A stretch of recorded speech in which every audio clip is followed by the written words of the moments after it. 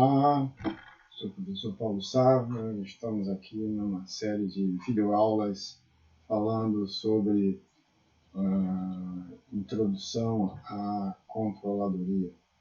E nesta noite, são exatamente 22 horas do dia 13, neste domingo, e aqui está um pouco chuvoso.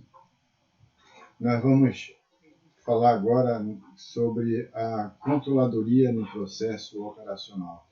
No vídeo anterior falamos sobre a controladoria no planejamento estratégico, né? Qual o envolvimento da controladoria no planejamento estratégico. E agora vamos ver qual é o envolvimento da controladoria no processo operacional. Vou reduzir aqui para podermos acompanhar pelos slides. Acabei pequenininho aqui. Tá? Muito bem. Então vamos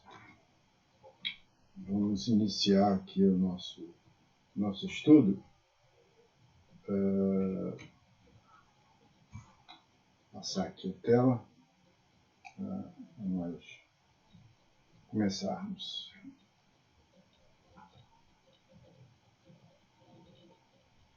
Bom, essa videoaula tem um objetivo de explanar aos meus alunos, em especial, e aos interessados no assunto, a maneira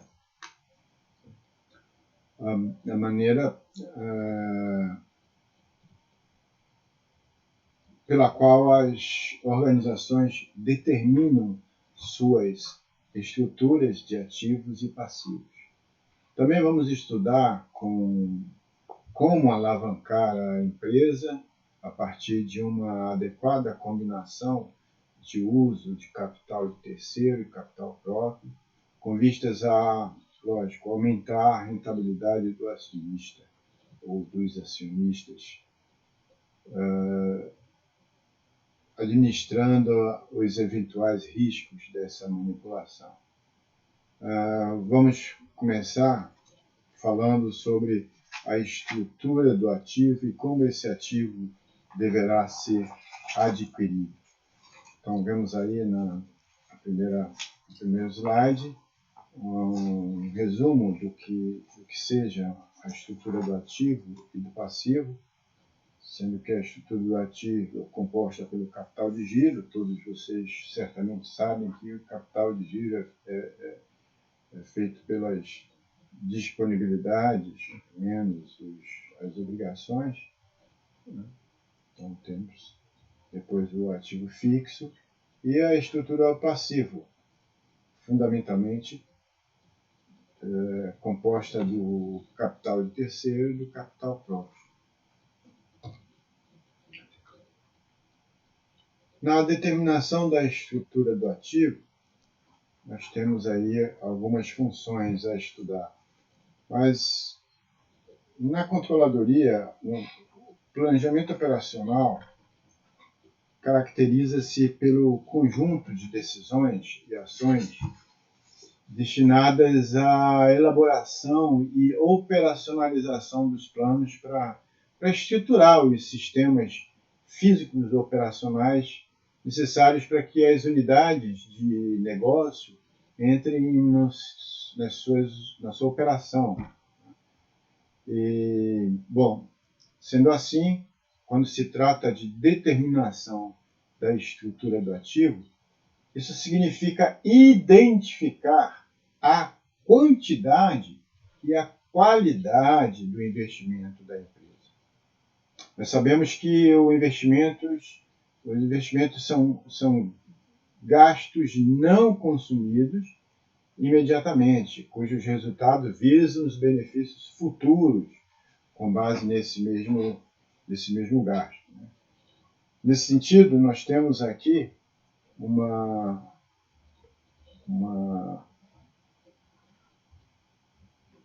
informação primordial nesse início de estudo da determinação da estrutura do ativo.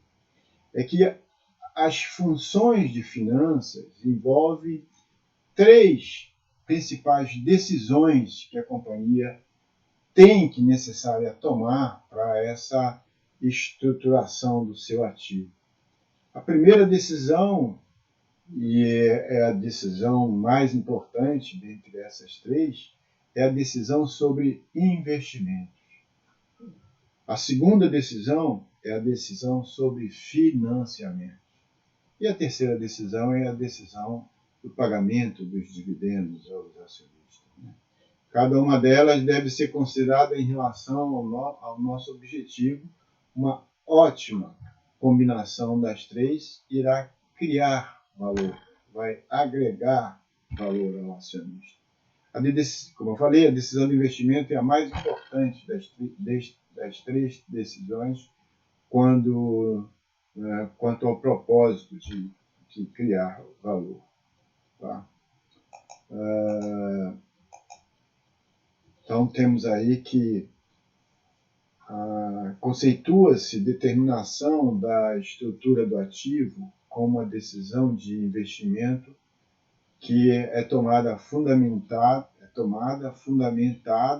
na obtenção da combinação ideal de ativos em relação ao negócio proposto, objetivando a menor estrutura de capital.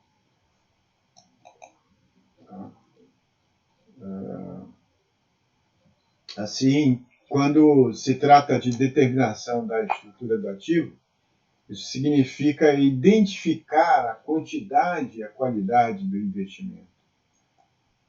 Os investimentos são gastos, não consumidos imediatamente, como já falamos, e cujos resultados eles vão atender ao futuro, os resultados vão atender aos benefícios futuros que serão gerados a partir desses gastos.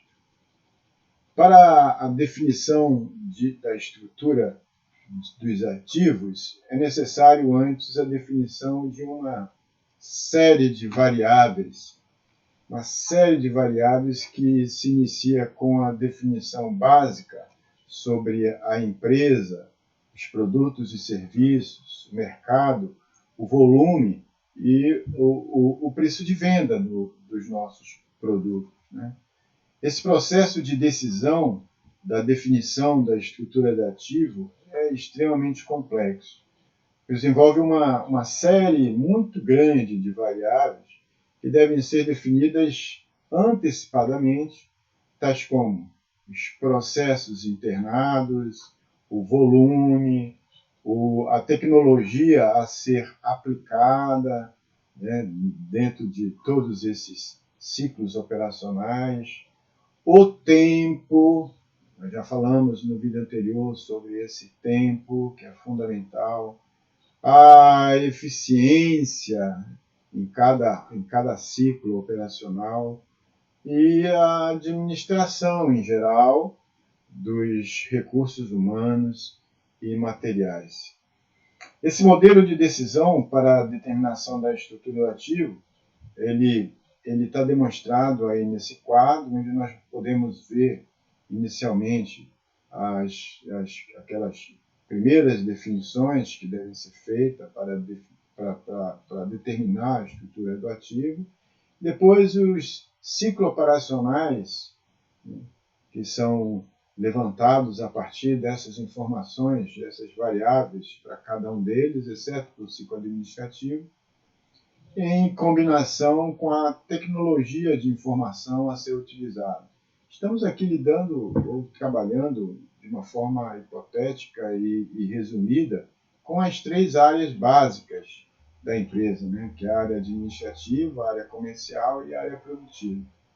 O somatório desses recursos que vão definir a estrutura do ativo, ele vai corresponder ao custo médio total do produto ou do serviço. Muito bem. Na sequência, vamos ver aqui a cadeia produtiva e seus processos de transformação. Depois de definir toda a estrutura do ativo, é necessário definir e escolher a cadeia produtiva do produto ou dos produtos e serviços, se for o caso, e os seus respectivos processos de transformação dentro do volume determinado, tal como o modelo demonstrado nesse quadro que nós vamos ver aí agora, que é um quadro demonstrativo de uma cadeia produtiva do processo de transformação do algodão. E aí nessa cadeia nós vemos o início do processo, que não poderia deixar de ser, é o insumo básico, né? É a fonte, é a matéria-prima que será transformada dentro da planta. Essa matéria-prima, que vem da plantação de algodão, daí vem, se processa e se encontra na fiação, passa pela fiação, depois pela tecelagem, pela tinturaria e entra na confecção, tem envolvimento de geração da marca, a distribuição, o varejo, o consumidor final. Então, esse processo produtivo, da cadeia produtiva, passa para um outro processo relativo à cadeia comercial, que é a distribuição, varejo e consumidor, até chegar ao produto final, no consumidor final, né? Esse produto que sai exatamente da cadeia produtiva. Enfim, esse é um pequeno exemplo de uma cadeia produtiva simples, de uma transformação do insumo básico chamado algodão. Na sequência, demonstramos nas páginas, nas figuras aí, que envolve o slide 8, 9, 10, um modelo de decisão para a determinação da estrutura do ativo da tecnologia produtiva, aqui na página 8. Então, temos aí o modelo de decisão para a determinação da estrutura do ativo relacionado com a tecnologia da fabricação, né? Tecnologia produtiva, onde nós temos aquelas variáveis que nós vimos anteriormente dentro daquele modelo resumido da estrutura, da criação da estrutura do ativo, o processo, o volume, o tempo e a eficiência de recursos. Dentro da tecnologia de fabricação, onde o processo envolve a estrutura do produto, o roteiro de fabricação, o estoque de produtos acabados e os departamentos produtivos e divisões. O volume é um nível de atividade mais investimentos na estrutura fabril. O tempo corresponde ao tempo físico e o tempo financeiro, obviamente, que corresponde aos recursos financeiros de capital. Eficiência do recurso, as informações e manutenção para os departamentos de apoio e serviços que vêm, né, dos departamentos de apoio e serviços ou de atividades. Depois disso, vamos ver como se comporta, depois do ciclo de tecnologia produtiva, vamos ver como se comporta o ciclo de vendas e recebimentos, que vai definir o custo médio comercial. No ciclo produtivo, nós temos a definição do custo médio da produção. E aqui, neste ciclo comercial, nós vamos ter a definição do custo médio comercial, ainda envolvendo os três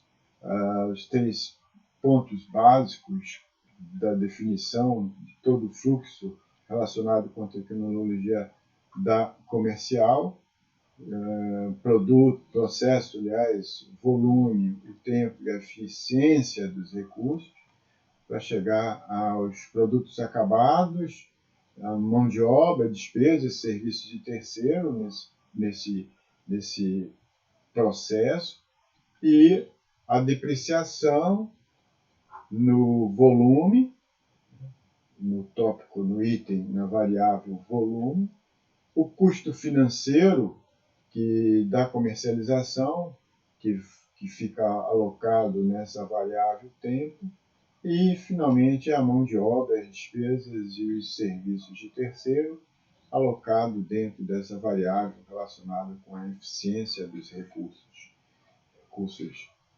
de mão de obra, basicamente. O terceiro ciclo operacional, é o ciclo administrativo. Então, aqui tem um modelo de decisão para a determinação da estrutura de ativo na tecnologia administrativa, no ciclo administrativo da empresa, onde nós temos a administração geral dos gastos, dos recursos e da eficiência dentro da área administrativa, isso logicamente envolvendo a mão de obra, as despesas e os serviços de terceiro, e tem uma variável volume, que vai determinar o volume de depreciação ou de gasto de depreciação com a estrutura de ativo fixo. Esse modelo de decisão para a determinação da estrutura de ativo com a tecnologia administrativa, ela determina o ciclo médio de administração, né? O custo médio de administração, aliás. Então, o ciclo administrativo determina o custo médio de administração. Esses estudos de decisões, de definições da estrutura do ativo, nos permitem identificar também a própria estrutura do passivo, ou seja, quer dizer, as fontes de recursos para um investimento planejado segundo esse modelo de decisão simples que nós acabamos de fazer, envolvendo os três ciclos operacionais: o ciclo de produção, o ciclo comercial e esse ciclo administrativo. Então vamos ver agora esse exemplo de estrutura do passivo, que certamente será determinada para a montagem daquela estrutura, para o desenho daquela estrutura de ativo simples, envolvendo aquelas três áreas: administrativa, comercial e produtiva. Vamos analisar isso aqui em duas situações, né? A situação da empresa A e a situação da empresa B. A empresa A, como vocês estão vendo aqui, ela tem um financiamento da ordem de 100 mil unidades monetárias, né? Compondo o capital de terceiro. Financiamento de 100 mil unidades monetárias, um financiamento através de debêntures de 250 mil, debêntures. Eu acho que eu já expliquei isso para os alunos. Debêntures são títulos que são emitidos e que eles possuem algumas vantagens, e entre as vantagens que existem, essas debêntures podem ser conversíveis em ações. Depois, um outro componente da estrutura do passivo, formado pelo capital de terceiro, são as ações preferenciais, né? Que tem preferência na distribuição do dividendo, mas eles não votam. E, finalmente, o capital, que é formado pelas ações ordinárias. As debêntures, nessa composição da empresa A, alcançam o volume de 250 mil unidades monetárias, as ações preferenciais 300 mil e as ações ordinárias 350 mil, compondo um total de recursos de 1 milhão de unidades monetárias, sendo que desses 1 milhão, 350 corresponde ao capital próprio e 300 mais 200, 550, 650 corresponde ao capital de terceiro. Essa estrutura de capital é a estrutura de capital da empresa A. Vejamos agora a estrutura de capital da empresa B. A empresa B, ela tem um volume de 25% de capital decorrente de financiamentos, um volume de 35% decorrente, que corresponde a 350 mil unidades monetárias correspondente às debêntures, e uma participação de 15% sobre o capital total, correspondendo a 150 mil unidades monetárias provenientes das ações preferenciais, e as ações ordinárias, compondo 25% do capital total, correspondente a 250 mil, formando assim um total do capital terceiro mais capital próprio da ordem de 1 milhão. As duas empresas têm 1 milhão, com participações diferentes entre o capital de terceiro e o capital próprio. Então, nessa página aí temos a estrutura financeira do passivo. Agora vamos ver a estrutura relativa desse passivo. A empresa A tem 65% do capital dos acionistas, né? E 35% de fontes externas, 35% de capital de terceiro. Enquanto a empresa B tem 40% do capital da empresa, do capital total da empresa, e as fontes externas 60%. Vamos só voltar lá um pouquinho, porque acho que eu me confundi aqui na composição. São 350 para A e 300, 600 para B, não é isso? É. Então eu me confundi naquela hora. Então, temos capital dos acionistas, fontes externas, 35%, que é formado só pelos financiamentos e debêntures. Eu me confundi e incluí ações preferenciais, mas para esse tipo de temas, as ações preferenciais pertencem ao capital próprio.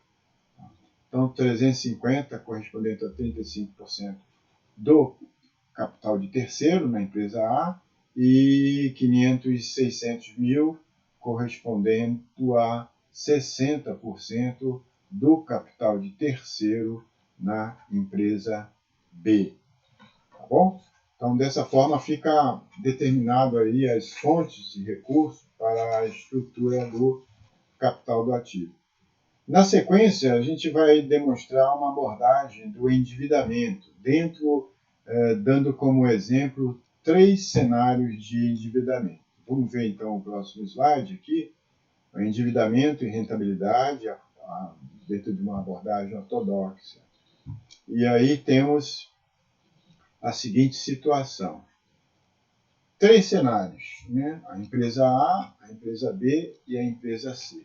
Sendo que a empresa A, toda a fonte de recurso dela, que foi usada para a estrutura do ativo, ela foi proveniente do capital próprio e corresponde a 1 milhão de reais na empresa A.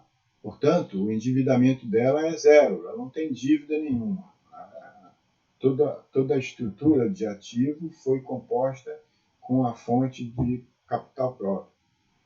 A empresa B, ela está dividida, 50% do capital do capital total corresponde ao capital de terceiro e 50% corresponde ao capital próprio. Ficou meio a meio, tá? Portanto, se ela tem 50% do capital total proveniente do capital de terceiro, isso significa que o endividamento dela é 50%. Agora, a empresa C, o cenário da empresa C está composto da seguinte forma. 75% do capital total da empresa C, ela foi formada por capital de terceiro. e o capital próprio ficou apenas com a fatia de 25%. Portanto, o capital de terceiro é de 750 mil e o capital próprio é de 250 mil, fazendo um total das fontes de R$ 1 milhão para todas as três empresas, né? nesses três cenários. Então, vemos que no primeiro cenário a empresa A tem uma estrutura de passivo composta apenas pelo capital próprio de R$ 1 milhão. No segundo cenário, nós vemos que a empresa B tem uma estrutura de capital, né, composta por 50% do capital próprio e 50% do capital de terceiro. Portanto, um endividamento de 50%. E, finalmente, no cenário 3, a empresa C tem sua estrutura de passivo composta por 25% do capital próprio e 75% do capital de terceiro. Portanto, seu endividamento é de 75%. Agora, vejamos a relação desse endividamento com a expectativa de rentabilidade do ativo em relação à expectativa de rentabilidade dos acionistas. Usando esses três cenários de estrutura do passivo. Nos slides, isso a gente vai voltar depois para essas relações aqui. A gente volta já para cá. Vamos ver aí essa relação, então. Para desenvolver isso, nós definimos duas hipóteses de custo do capital de terceiro. Tá? Nesse primeiro quadro, nós vemos que existe a definição de uma taxa de juros de endividamento de 12% ao ano. Portanto, as três empresas, com seus cenários, cada uma diferente da outra, vão utilizar a taxa de 12% para valorizar o custo do capital de terceiro. Ok? Em primeiro lugar, a gente percebe que a rentabilidade do ativo é constante para os três cenários. Por quê? Nesses três cenários, o ativo total é igual a 1 milhão. Então, a rentabilidade do ativo é de 15%. Por quê? Porque se o ativo total é de 1 milhão, isso significa que na empresa A, o total do lucro é de 150 mil, dividido por 1 milhão, vai dar 15%, que é a rentabilidade do ativo. De onde eu tirei esse 1 milhão? Daquela composição do capital total. O capital total corresponde ao total do passivo, nesse nosso exemplo, e, consequentemente, corresponde ao total do ativo. Então, a rentabilidade do ativo na empresa A é de 150 mil, que é o lucro líquido, dividido por 1 milhão, e vai dar 15%. Na estrutura do capital da empresa B, o lucro do acionista diminuiu. Por que diminuiu?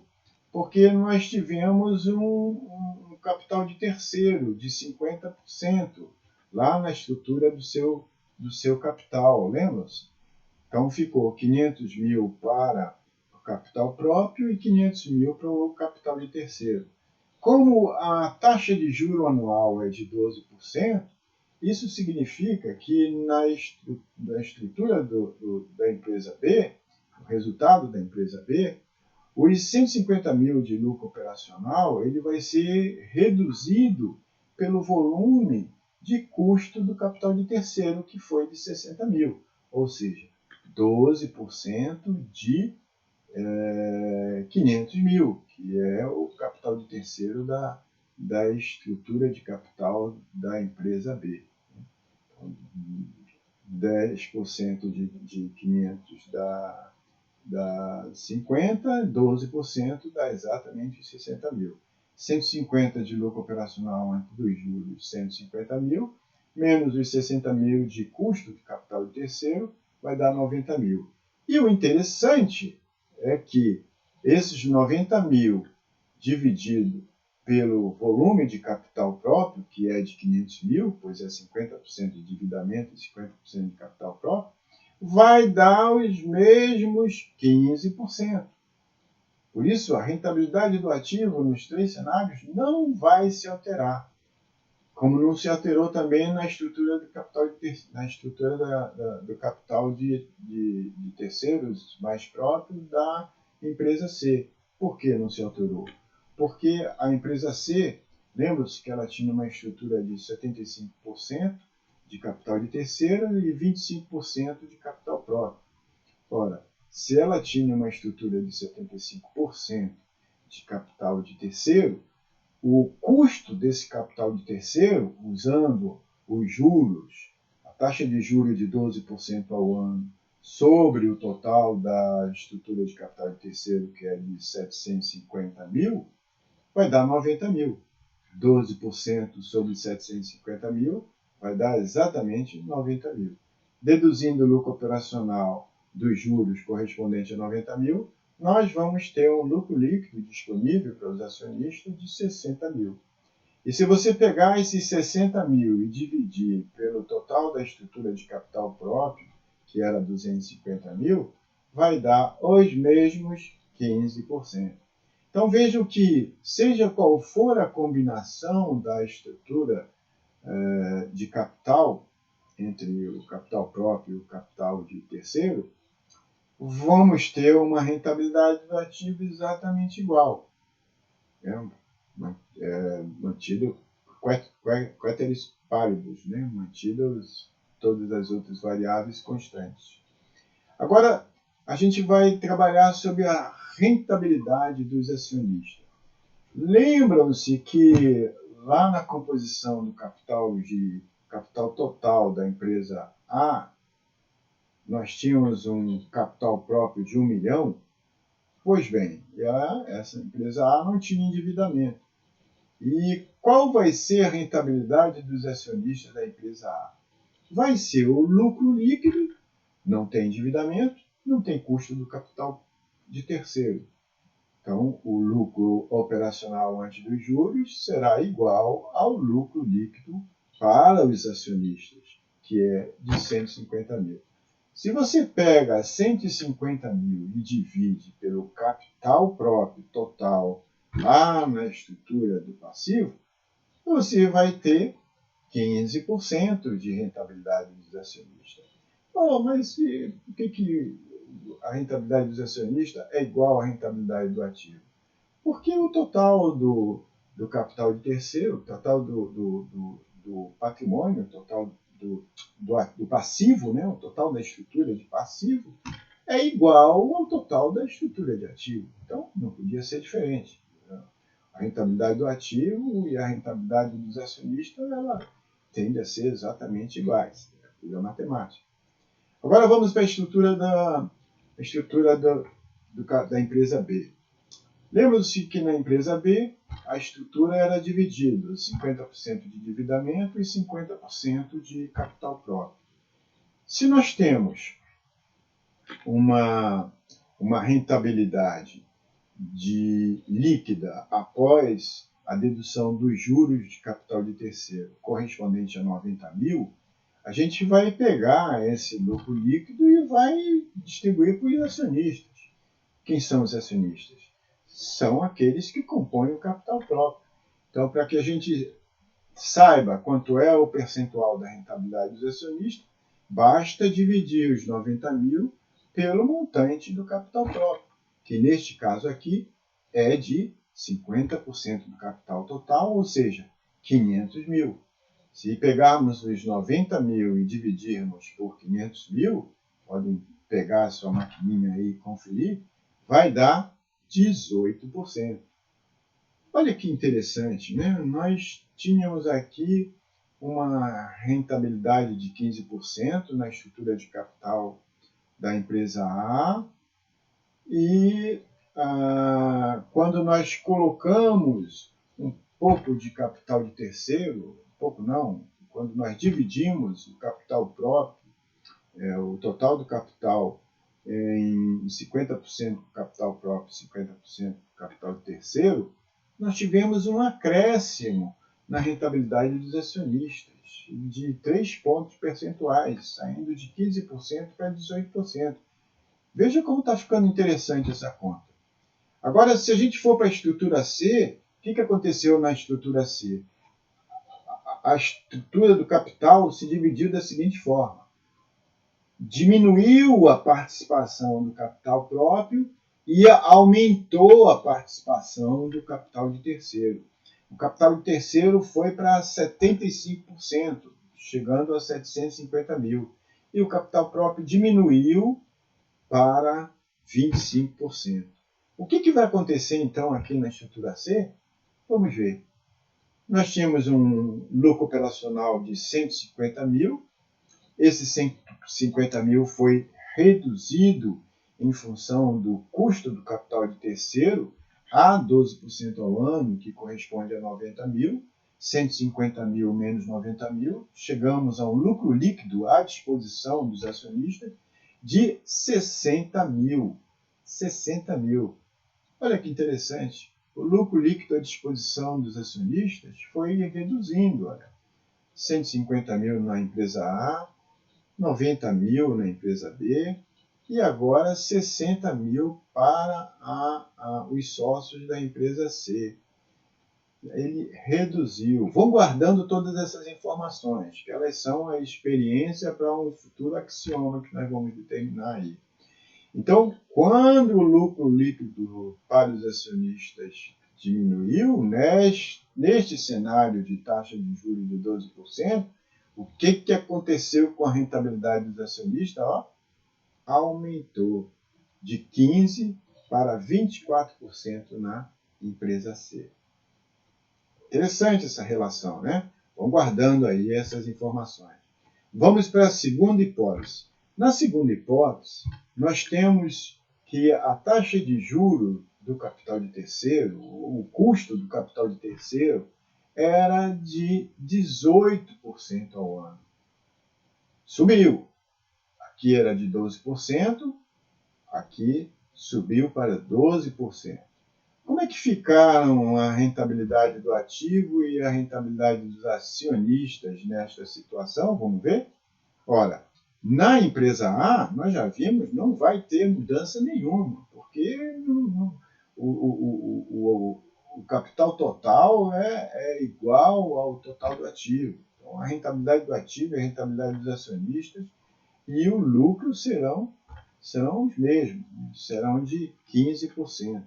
A coisa começa a mudar quando você muda a estrutura do capital, como na empresa B. A estrutura do capital foi dividida entre 50% para cada um e nós chegamos pelas mesmas contas, 60 mil dividido pela lucro líquido para os acionistas, dividido pelo total do capital, o capital próprio, nós vamos ter uma rentabilidade para os acionistas de 12%. Olha como a coisa começa a ficar um pouco diferente. Dividiu a participação, a participação do capital, 50% para cada um. O que aconteceu com a rentabilidade dos acionistas? Caiu de 15% para 12%. E olha, mais interessante ainda o que vai acontecer com a estrutura da empresa C, considerando essa hipótese de 18% ao ano de custo do capital, nós vamos ter um lucro líquido de 15 mil reais. Por quê?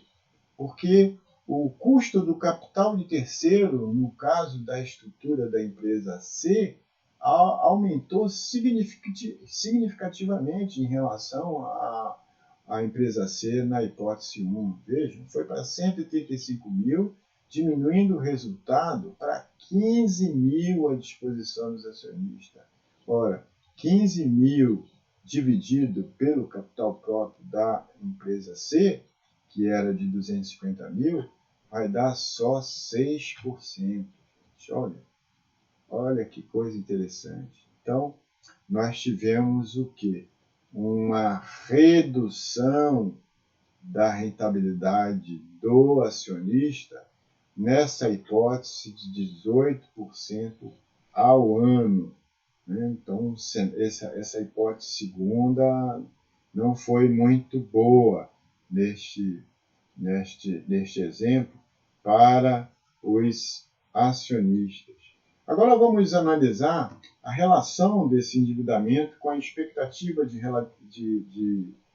rendimento da rentabilidade do ativo. Em relação à expectativa da rentabilidade dos acionistas, usando esses 3 cenários de estrutura do passivo. Isso aí da página 14.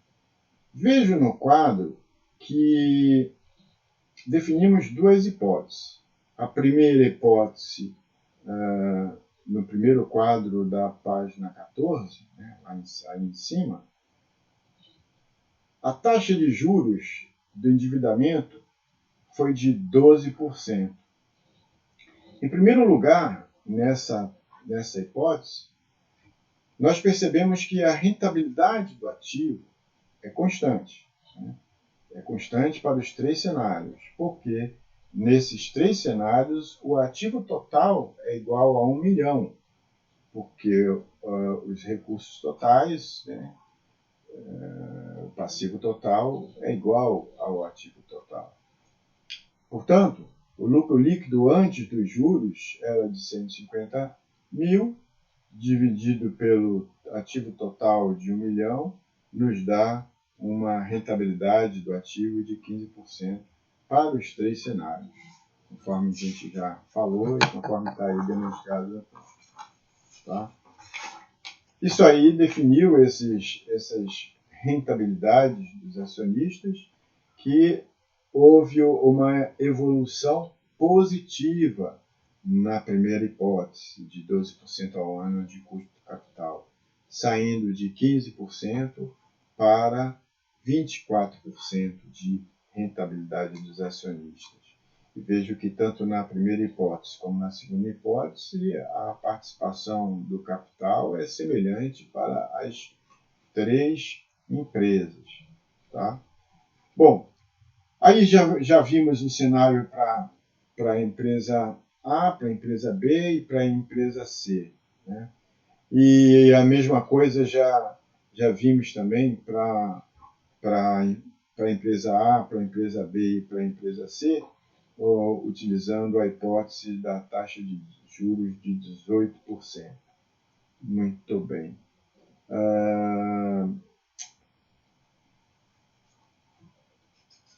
Vamos aos axiomas.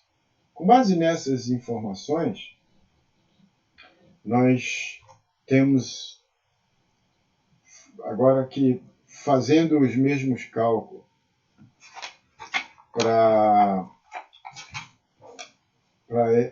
esses...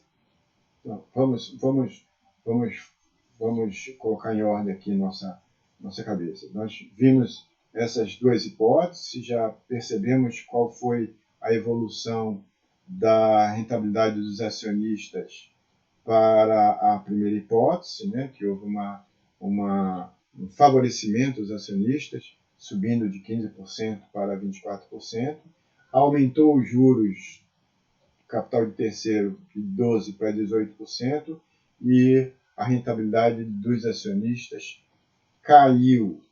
Então, todo esse exercício tem como objetivo determinar os seguintes axiomas.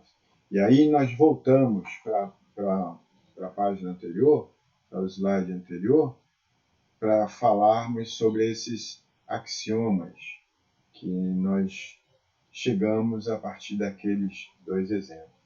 Vejam só.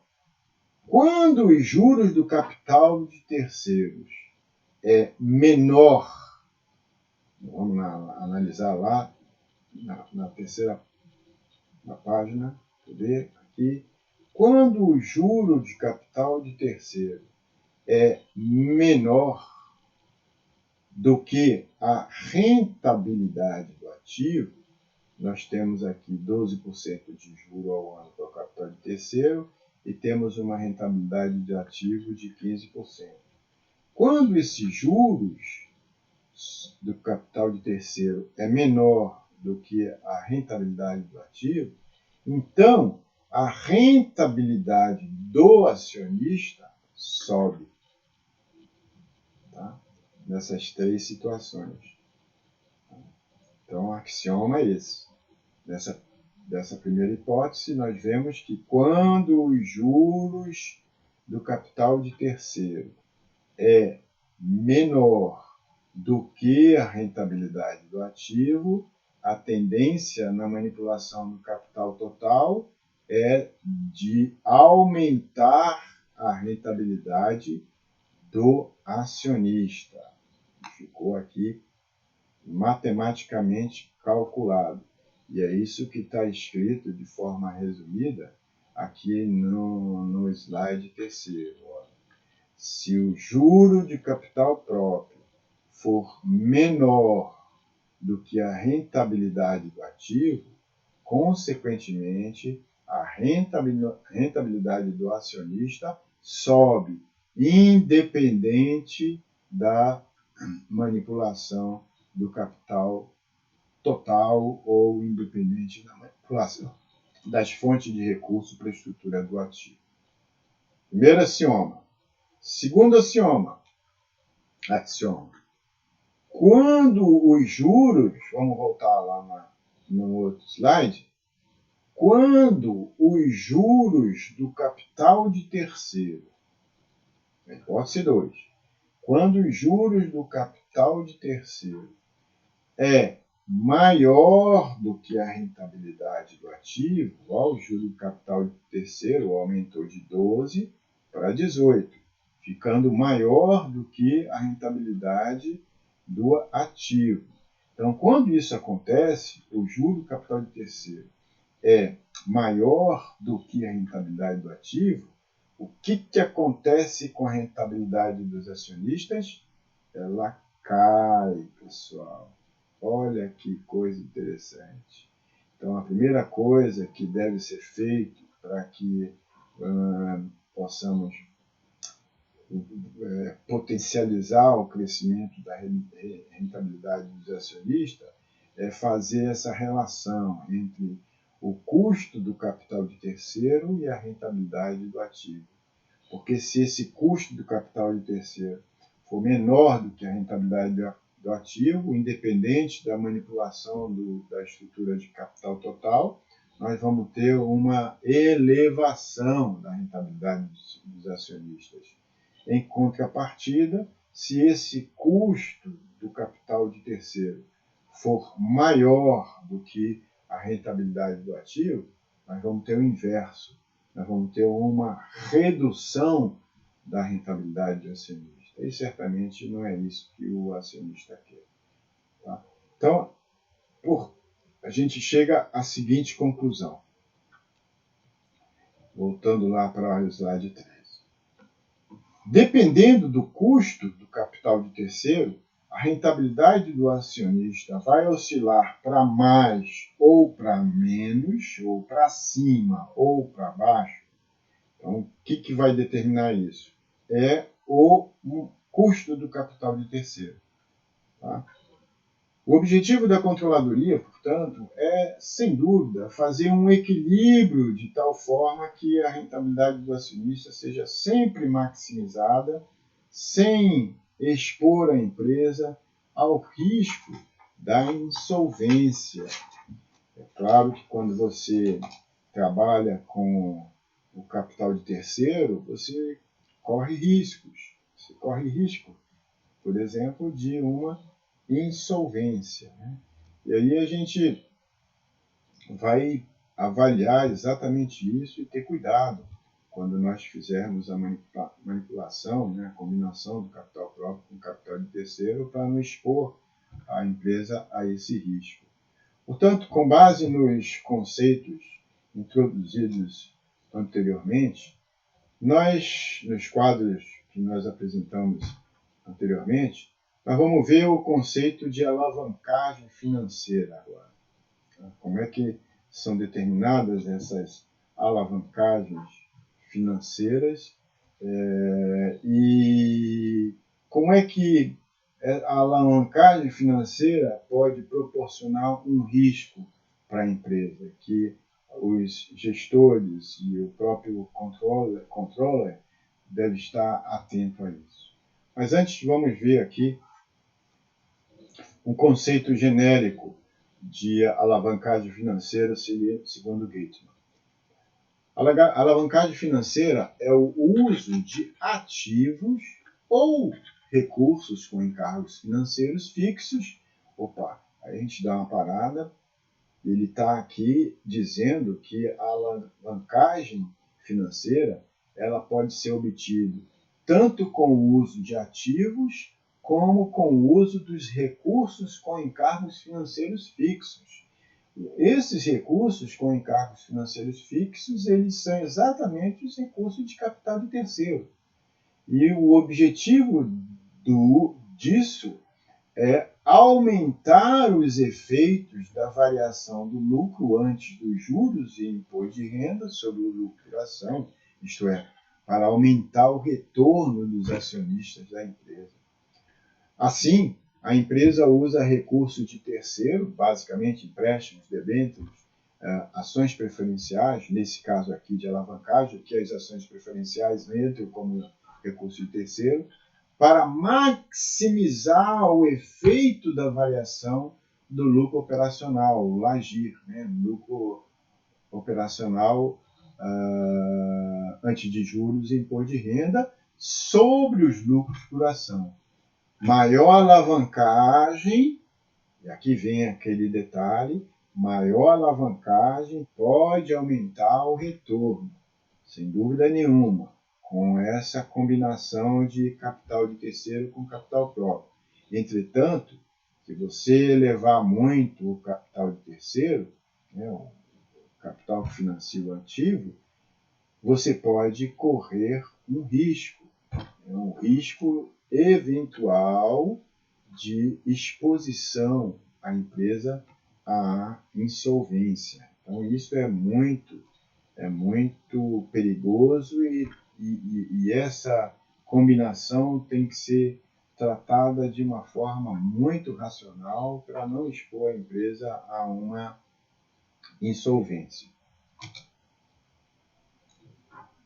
Portanto, essa alavancagem financeira, como nós vimos, ela pode ser a alavancagem financeira, propriamente dita, e a alavancagem operacional. Qual das duas corresponde ao uso do ativo e qual das duas corresponde ao uso do capital de terceiro? Fiz aqui uma combinação de cores para facilitar o entendimento. Olha só. E troquei, para vocês não forem induzidos ao erro, por causa da sequência das palavras aqui. A alavancagem financeira é o uso de ativos ou recursos com encargos financeiros fixos. Mas a alavancagem financeira é o efeito produzido do capital de terceiro sobre patrimônio líquido. Por isso que ele está aqui numa cor parecida com os recursos com encargos financeiros fixos.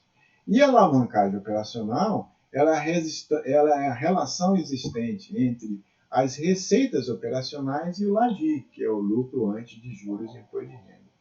Mas quando eu falo que é a relação existente entre as receitas operacionais, eu estou indiretamente me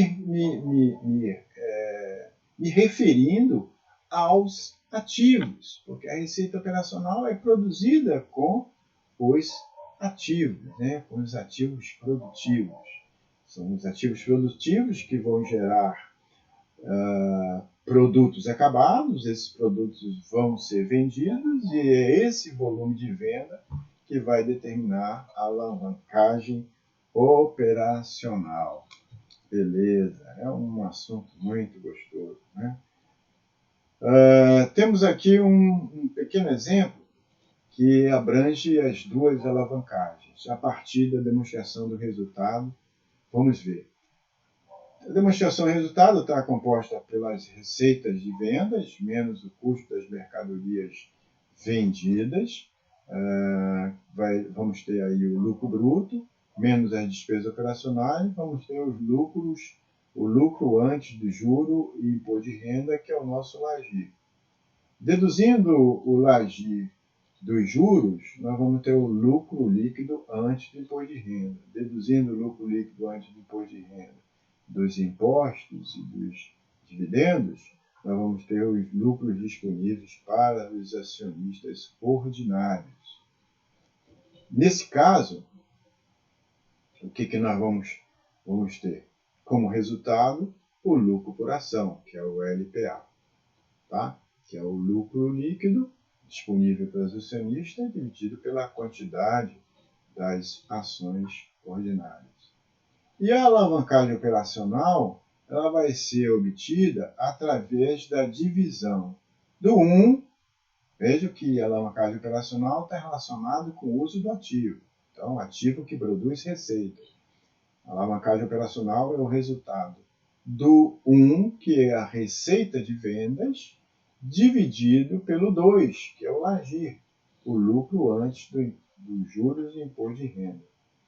O resultado dessa alavancagem, o resultado dessa operação vai nos trazer quanto é o volume ou percentual de alavancagem operacional.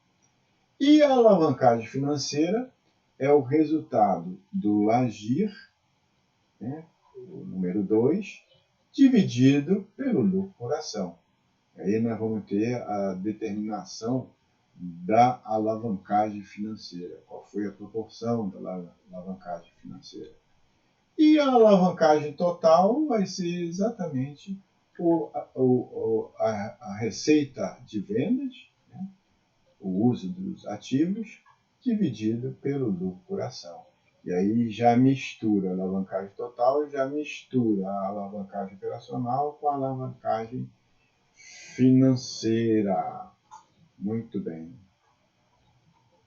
Bom, desses conceitos todos de alavancagem financeira operacional, nós temos aqui os seus respectivos conceitos. A alavancagem financeira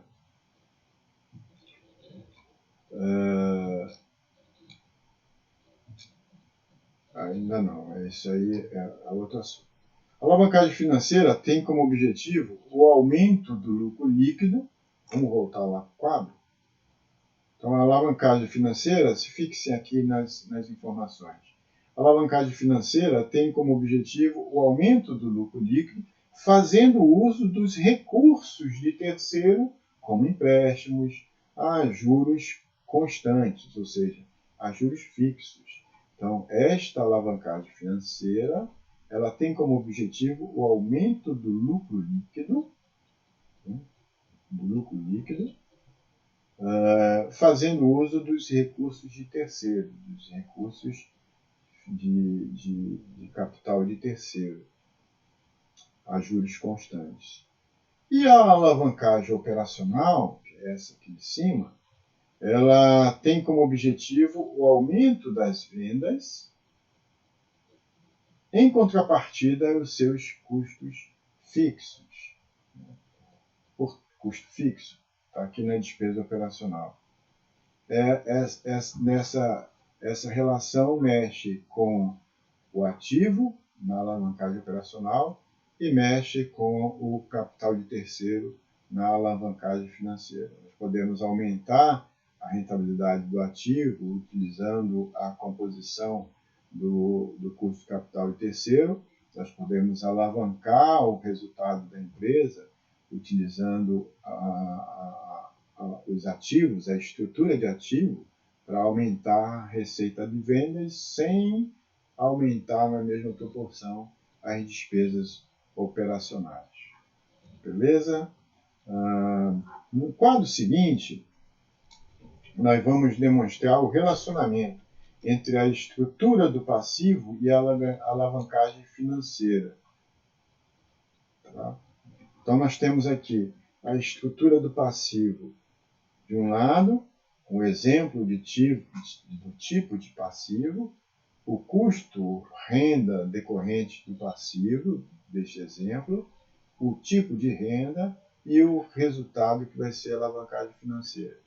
Então, usando o capital de terceiro, por exemplo, através de financiamentos, nós vamos ter uns juros fixos. E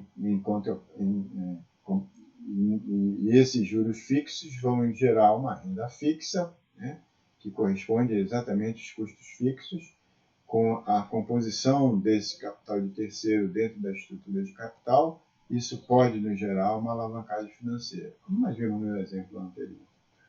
E quando a estrutura do passivo é o capital próprio, isso significa que nós vamos ter como custo renda decorrente do passivo, do exemplo, a distribuição de dividendos, que é uma renda variável.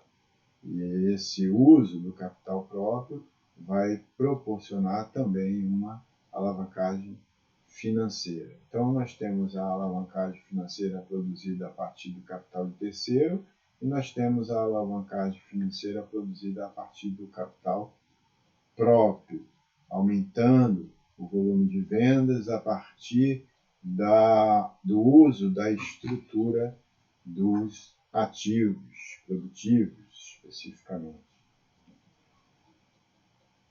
Falamos anteriormente que a alavancagem pode aumentar o retorno. Entretanto, todo cuidado é pouco, porque também pode aumentar o risco exponencial da exposição à insolvência.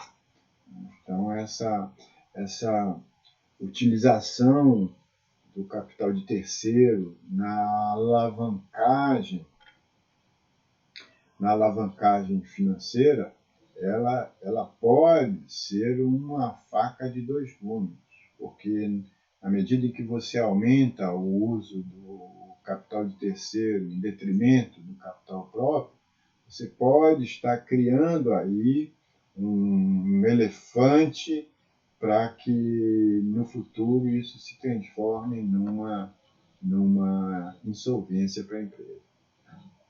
Todo cuidado dos gestores e da controladoria são recomendados, nesse caso, para que façam uma alavancagem combinada e reduzam, mitiguem significativamente a possibilidade de um risco no balanço patrimonial. Tá? Bom, pessoal, nós concluímos então mais esse vídeo falando sobre alavancagem, né? Num assunto extremamente gostoso, que é a controladoria no processo operacional. Então, vimos que no primeiro vídeo, no vídeo anterior, que a controladoria ela se envolve no processo estratégico da empresa e ela também se envolve no processo operacional, fazendo esses estudos para determinar a maximização do resultado dos acionistas, né? Melhorando a rentabilidade dos acionistas. Por hoje é só.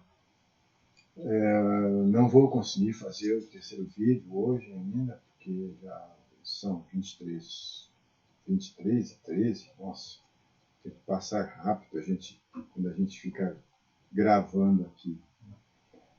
A gente nem percebe o tempo passar. E vou deixar para fazer esse vídeo amanhã, na segunda-feira, para colocar esses 3 vídeos na tardinha, no final da tarde, já no início da noite, lá no portal. E usem o portal para tirar suas dúvidas. Mais uma vez, use o portal não só para tirar dúvidas, para acrescentar comentários e acrescentar valor agregado a estes vídeos, colocando lá observações que possam ser úteis para melhorar o entendimento dos colegas e de vocês mesmos, no entendimento desse envolvimento da controladoria no processo operacional de uma empresa, tá? E para que vocês possam me dar aquele grau, aquele valor por esse trabalho que eu estou tendo, faz o seguinte, vai lá embaixo e dá um like. Ou se não gostou, dá um dislike. Ou, quanto ao like e dislike, faça seus comentários e me ajude a melhorar cada vez mais a produção desses vídeos, porque o objetivo é fazer esse vídeo para você, meu aluno, para você que quer ter um conhecimento relacionado com a controladoria. Conhecimentos primordiais, como dizia um ex-professor meu, o meu querido professor Luiz Henrique, os prolegômenos da controladoria. Tá? Forte abraço para todos, e bons estudos, nos vemos no próximo vídeo. Para mim já é noite, uma boa noite para quem me acompanhou nesta noite e que o nosso Eterno proteja cada um de vocês. Tchau, tchau.